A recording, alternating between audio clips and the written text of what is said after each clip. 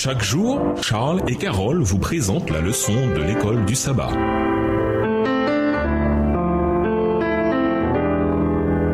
Bienvenue dans votre émission. Dieu nous parle. Nous voilà à la leçon de lundi, l'autorité des Écritures. En plus des signes et des témoignages spécifiques qu'il rapporte pour montrer que Jésus est le Messie, Jean fait également appel à l'autorité de l'Ancien Testament et à ses prophéties qui prédisaient l'œuvre de Christ. L'Ancien Testament est central, non seulement pour l'Évangile de Jean, mais pour tout le Nouveau Testament. L'identité de Jésus, d'où il venait, ce qu'il faisait et ce qu'il fera, tout cela est fondé dans les Écritures et dans le cas présent dans l'Ancien Testament. Lisons les textes suivants. Jean 5, les versets 39, 40, 46 et 47. Que nous enseigne-t-il sur la manière dont Jésus considérait l'autorité des Écritures? Jean 5, les versets 39, 40, 46 et 47. Vous sondez les Écritures parce que vous pensez avoir en elles la vie éternelle. Ce sont elles qui rendent témoignage de moi. Et vous ne voulez pas venir à moi pour avoir la vie. Verset 46. Car si vous croyez Moïse, vous me croiriez aussi parce qu'il a écrit de moi. Mais si vous ne croyez pas à ses écrits, comment croirez-vous à mes paroles? Tout au long des évangiles, Jésus ne cesse de renvoyer à l'autorité des Écritures comme un témoin clé de lui. Par exemple, Jésus cite souvent des événements de l'Ancien Testament pour indiquer qui il est et ce qu'il fait. Ce qui suit en est un exemple. Jésus prend un événement tiré de Nombre 21, versets 5 à 9, et comme Moïse éleva le serpent dans le désert, il faut de même que le Fils de l'homme soit élevé. Jean 3, verset 14. Ici, Jésus fait non seulement référence à l'histoire, mais il nous donne une interprétation pleine d'autorité de ce qu'elle signifiait. Il n'y a pas que Jésus qui cite l'Ancien Testament pour se référer à lui. Au début de Jean, nous lisons par exemple les paroles de Philippe, celui au sujet duquel ont écrit Moïse dans la loi et les prophètes. Nous l'avons trouvé. Jean 1, le verset 45. Lisons le passage suivant. Jean 13, verset 18, Jean 17, verset 12, Jean 19, verset 24, 28 et 36. Qu'enseigne-t-il sur l'autorité des Écritures telle que Jésus et Jean la comprenaient d'après ces textes? Quel doit être le rôle crucial de toute l'Écriture pour notre foi? Jean 13, verset 18. Ce n'est pas de vous tous que je parle. Je connais ceux que j'ai choisis, mais il faut que l'Écriture s'accomplisse. Celui qui mange avec moi le pain a levé son talon contre moi. Jean 17, verset 12. Lorsque j'étais avec eux dans le monde, je les gardais en ton nom. J'ai gardé ceux que tu m'as donnés, et aucun d'eux ne s'est perdu, sinon le fils de perdition, afin que l'écriture fût accomplie. Jean 19, les versets 24, 28 et 36. Ne la déchirons pas, mais tirons au sort à qui elle sera. Cela arriva afin que s'accomplisse cette parole de l'écriture. Ils se sont partagés mes vêtements, et ils ont tiré au sort ma tunique. Voilà ce que firent les soldats. Verset 28. Après cela, Jésus, qui savait que tout était déjà consommé, dit, afin que l'écriture fût accomplie, j'ai soif. Verset 36. Ces choses sont arrivées afin que l'écriture fût accomplie. Aucun de ces os ne sera brisé. Aujourd'hui, quelles sont les forces à l'œuvre subtilement ou ouvertement pour saper notre foi dans l'autorité de la Bible? Au revoir. Et à demain si Dieu veut.